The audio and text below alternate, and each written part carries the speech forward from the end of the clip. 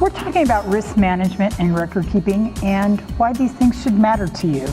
And why do they matter? Well, look, first let me ask, because this is a question that I've had being a part of this program, is what is risk management? That's a good question, Bob. Risk management is taking things that are undesirable actions and trying to take some sort of action ahead of time to help prevent undesirable outcomes. So you're trying to mitigate the negative. Yes, and reduce the chances that those will happen, and also making choices so that if it does happen, it won't have as much of an impact as it would otherwise. And probably the most common example of that is insurance. Everybody has car insurance because... Most of us have car insurance.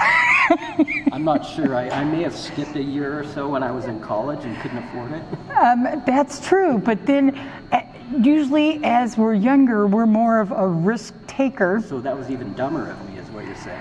Well, when you're young, you're usually more willing to take those risks. As we become older, we become more risk adverse as we age because we realize all the things that can go horribly wrong. And so everything has an element of risk to it. Waking up and getting out of bed has an amount of risk to it. So what we do is we try to make those risks have less impact. So an example is, for example, a tightrope walker. Now, if you're 6 inches off the ground, very different than if you're 6 feet off the ground. Okay. Seat belts, helmets help mitigate risk of serious damage from a car accident. So those are the sorts of things. Also, there's some risks that are based on probabilities, and that's how insurance decides how much your rates are. Because if you live in Beluga, where there's a population of 40, and that's where you drive, as opposed to Las Vegas, for example, with a huge population, there's a much higher incidence of, or a much higher risk of you getting into a car accident in Las Vegas than in a small town. Other risks you have no control over. So there's several types of risks. There's human risk, there's financial risk. Another good example of risk and how that is assessed is with credit. If you have a low credit rating, banks consider you a higher risk, and therefore you have a higher interest rate. So that's another example of risk that everybody commonly knows about. If you have an older car as opposed to a newer car, like when I got my insurance, they asked, does your car have built-in security system? And I got a little bit of a reduced rate for that.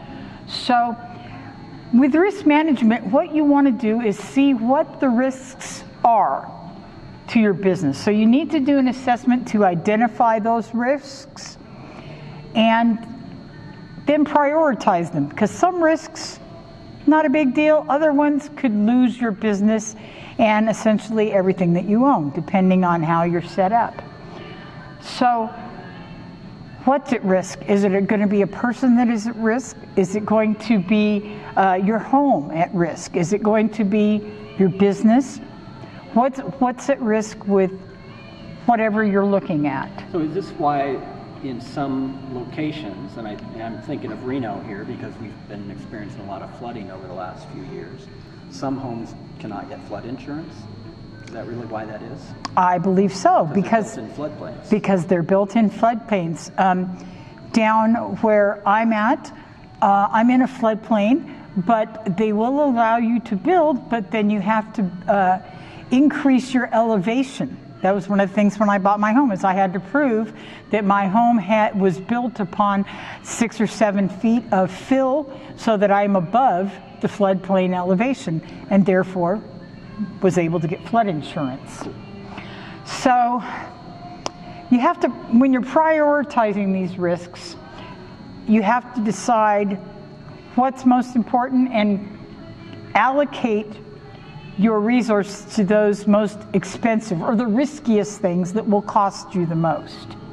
Something that's more likely to occur, or also something where it will be of the worst impact to you. So by minimizing risks, some things you can do is you can increase your credit rating. You can have savings accounts. You can make on-time payments. That will help mitigate financial risk for you, because it will increase in a better credit score, and so you will have less risk credit-wise. And this is where kind of my other subject comes in, is record keeping. Record keeping and risk management go hand in hand, because if you don't know what your costs are or what your costs could be, then you can't assess how much you could lose by certain actions, either under your control or not under your control. So that's an important reason, if nothing else, to keep records. Some of the records that you should have is you should have a budget, so that you know how much you're spending, both for your home and for your business. You should have credit records. You should have your taxes, of course, because not paying your taxes is a huge risk, as Al Capone found out. As I may find out later this year, if I don't get my taxes done on time. We always have to file extensions, but yeah. Okay, you got 2 weeks left, Bob. Yeah.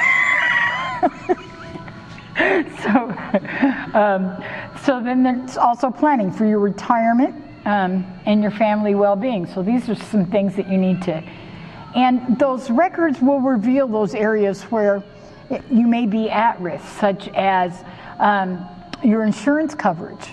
How much are you really spending? I mean, because most people, they just pay their bills and it's like, okay, this is what it is. But if you do record keeping to know what all your costs are, then you start to say, can I reduce this here somewhere? What your debt to income ratio is, and the cost of that debt. So by minimizing your risk, reducing your interest rates, gives you a lot more money in hand. I might have a little credit card problem, and as so many Americans, and it was suggested to me that I may want to consider consolidating all that and in a HELOC, or a home equity line of credit, because some of my credit cards that I had, and you know how the coddler's children never have shoes. Well, I'm a economist and I knew better, but yet I was paying up to 22% on some of my credit cards. And so they said, why don't you do this? Because this home equity line of credit runs about 4 to 6%. And wow, what a difference. Now I can finally have a little bit of breathing and start to pay down that credit card debt. And you only have another bill to pay as opposed to all the other credit cards. As opposed to 5 or 6 with crazy interest rates, yes. With the extra advantage that it's now considered part of my mortgage, so the interest is deductible. But you Bonus. get your flight miles on the credit cards. We live in an instant gratification society. That is true. That's why that happens a lot, I think. That is true. Yeah. So if you're going to keeping records, there's some things that they need to be accurate, because there's no reason to lie to yourself. And honest, consistently. You need to do it consistently so that you have something that goes throughout, so you can compare. Because if you do it 1 month and you don't do it again for 3 months, well, I know for myself that my spending in February is much different than my spending in May or June. February, I'm just kind of home, I'm not doing a whole lot, whereas in June, I'm running all over the place and I'm visiting grandbabies and I'm spending a whole lot more money. So those are the sorts of things. You need to be consistent. So there are online resources for risk management planning, also for marketing planning, lots of things on records.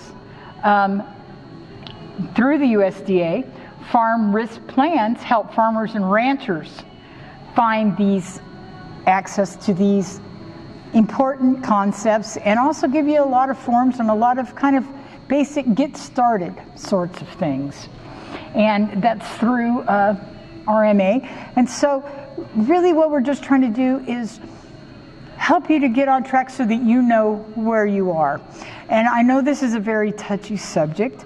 And one of the things that, because people don't want to come to a group meeting and talk about their finances out in public with everybody, but there's a lot of online resources through the USDA and through RMA that will help you assess yourself so that you don't have to involve anybody else in knowing your financial records and where you're at.